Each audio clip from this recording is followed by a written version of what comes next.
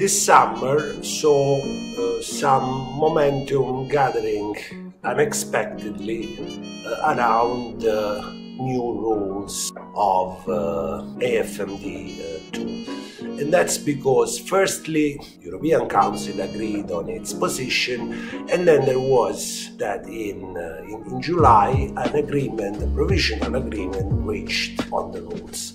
As we know, AFMD, when it was assessed in its scope by the Commission in 2020, resulted to be a fairly effective type of piece of legislation, and that's because the rules surrounding the disclosures, the prevention of conflict of interest, for instance, were affording a sufficient level of investor protection.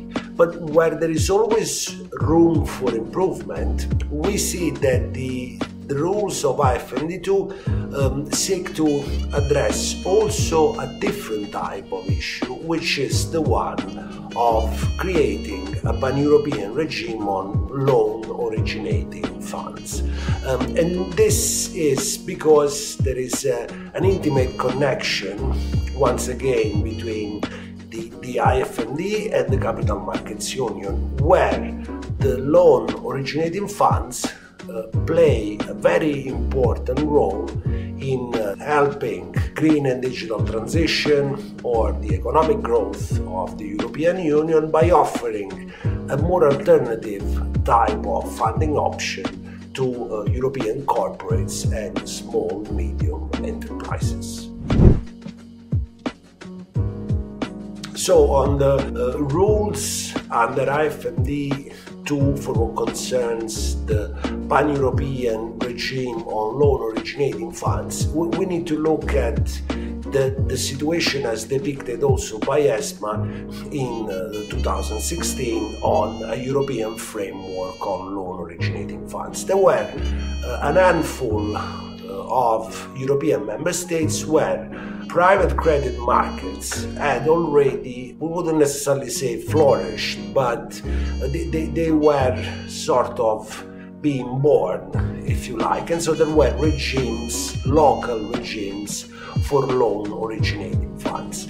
There was an issue with that because there wasn't really a true European passportability of these loan originating funds. And so the rules under AFMD2 create this sort of loan originating fund type of product, which basically can be passported throughout Europe.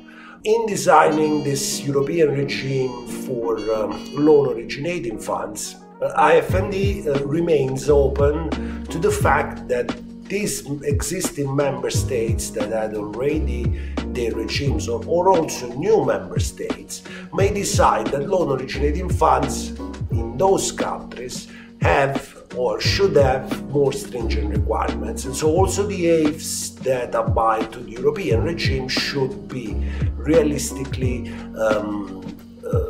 respecting and implementing any additional requirements. So if on the one hand we see that this European regime on loan originating funds might help some of the passporting issues, in the end, to be successful at the private credit game in certain markets, there might still be a need to respect the local rules in order to be appealing to certain investors in those markets. There is more to come on AFMD and cross-border distribution. As always, thank you for watching and stay tuned.